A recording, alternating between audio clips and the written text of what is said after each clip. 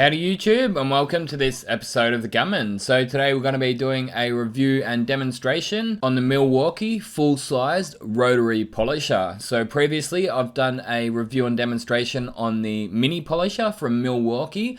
That was the M12 range. However, this one here is the M18 range. So that means that this is 18 volt. Now that polisher only comes as a skin, which means that it doesn't come with a battery or a charger. So to get a battery and charger, I found it was actually more value for money to get the impact driver and drill at the same time. So that impact driver and drill kit came in at like $650, but it came with the battery and fast charger as well. So the max RPM on this thing is 2,200 RPM. It comes with a trigger lock. So when you put it in your bag, if you do decide to leave the battery plugged into it, you can actually lock it so that it's not going to accidentally get pressed while it's in your bag. And you can also lock the trigger on for while you're buffing so that you don't have to keep your finger depressed on the trigger. So they're both handy. I must say that I did notice that the trigger lock on wasn't as easy as what I'm used to. Most trigger lock ons just seem to click in a little bit easier, but that's just a minor detail that I noticed when I first got it. It's one of those things, definitely not a deal breaker, but just something that I noticed. So you've got the bail handle here. That's what they call that one that goes over the top of the front of the buff. And then you've also got the side handle. You've also got this 180mm backing pad. So pretty much all of your large size buff pads with Velcro backing will fit onto that if that's what you do. But personally, you might have noticed before, I go for the 3M quick release pads. I reckon they're hard to beat.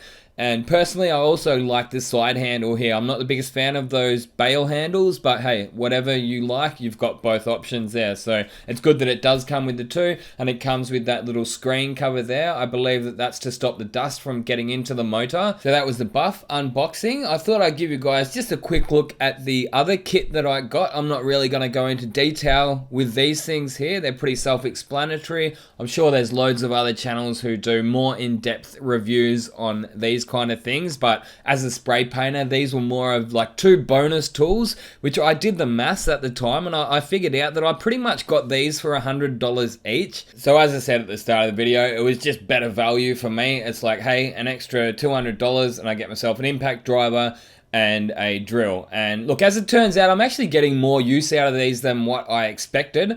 I actually use this drill here as a pinstripe remover, so I've gone and got myself a rubber wheel. I throw that in there and it's really nice and quiet, and they just ooze of quality. These two tools here, and including the buff, they just feel like they're really well built. So they're the fuel range, which means all brushless. The guy at the shop was saying that the drill and the impact driver have got some kind of hydraulics in there which make them last longer. And the charger is a fast charger, not the fastest charger they have. I think Milwaukee has like a super fast charger, but again, that's quite expensive. So for me, I think I did pretty well. Like, I got good value, but also good quality tools. I do recommend earplugs or ear muffs when you are using this buff. I'll give you guys a listen to it now. So this is at full noise.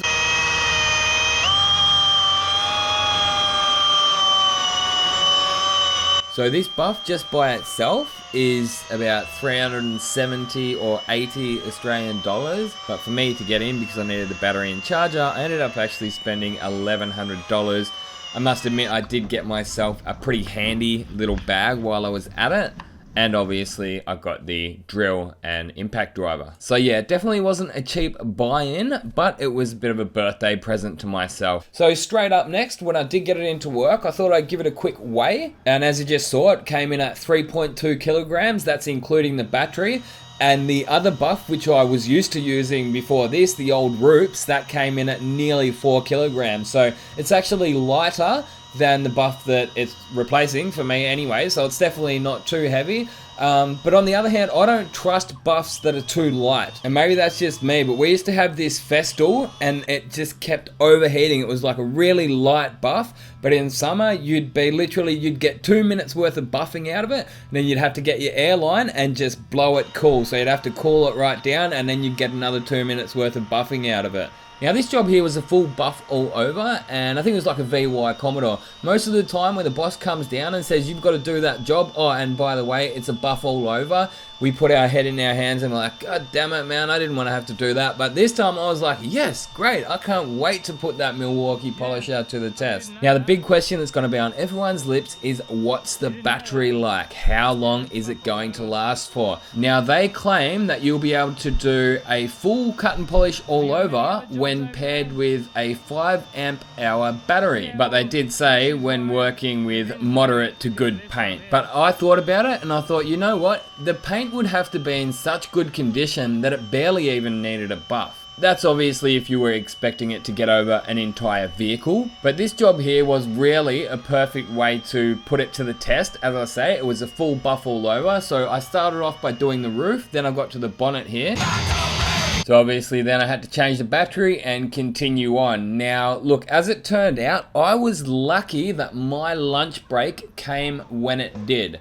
So it turned out that lunch just came up and then I was able to charge the first battery while I was discharging the second one after lunch. So what I've found is the recharge rate is about 40 to 45 minutes.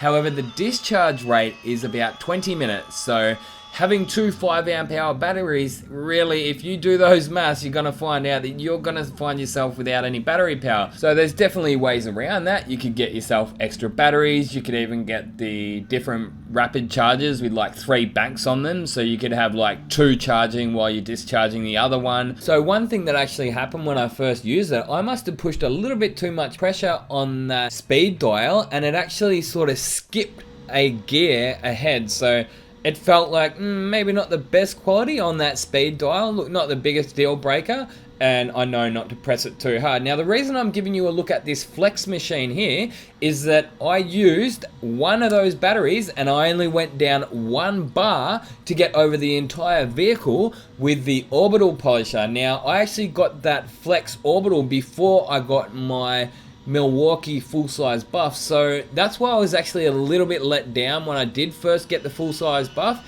Now look, in hindsight, I was probably being a little bit unrealistic with my expectations of the battery. I guess partly led astray by their claims and also led astray by the performance of the flex. But after thinking about it, of course a rotary is going to take quite a lot more power than a orbital. The amount of torque that you get out of this thing is incredible. You cannot slow it down. You can really lean into this thing and it just doesn't bog down, it doesn't slow down, it just digs in and just goes hard. It does only go up to the 2,200 RPM, but it makes up for that in the amount of torque that it's got. So this was on a day that I was buffing my own Corolla roof, and as you can see here, we had some issues. Now I did start to notice that the day was warming up a bit. I actually said to Ray, who's on the other side of the car buffing the other side of the roof, I said, man, it's really starting to get warm today, isn't it? Maybe like 32 degrees Celsius, and they were toasting, man. So look, the batteries weren't even empty, yet they overheated. That's actually what happened there. So I must admit I was a little bit let down by the battery performance. So I had one person on my Instagram page say, oh, you're gonna need the 9 or the 12 amp hour batteries, which are bigger and heavier and they will last for longer, but that wouldn't have stopped them from overheating. I wouldn't imagine anyway. So yeah, if I was there on that day buffing my own roof, it wouldn't have mattered if I had a 12 or a 9. In fact, it would have made me more annoyed to have those more expensive batteries overheat on me. So for those of you who did see the mini polisher review, look, I still say that is much better value for money and probably more useful for the average spray painter as well. They're a great little handy tool to have. Yet this one, look, I probably wouldn't recommend it for most people, to be honest. If you're a mobile spray painter, if you're a mobile detailer, absolutely, you're probably gonna need a battery power buff. But for most people in a workshop environment or even at home, it's a big ask to go and spend that much money on a buff that performs like this. Convenience is great, but I just don't quite think the battery technology is there yet. Especially when you can go and get yourself a DeWalt corded variable speed polisher. It's going to do pretty much the same thing. Hey, at the end of the day, it spins around in circles. It's not rocket science. All you have to do is plug that one in. You're going to get faster RPMs. and that thing's coming in at, I think it was like $370. And to be honest, I'm going to get one of those as well. I might even do a review on that. We'll see how we go. But another thing I am actually going to get is the Flex Cordless Rotary Polisher, and it's going to be interesting to see how it stands up compared to the Milwaukee, see if the battery life is better. So as I was saying at the start, this is me using the drill as a rubber wheel or pinstripe remover. This is another thing I like to do at the end of every polishing session. I like to give my pads a good clean out. It's also a good idea to give the water a good wring out and then a blow dry as well, so that your pads are nice, clean and dry for your next session.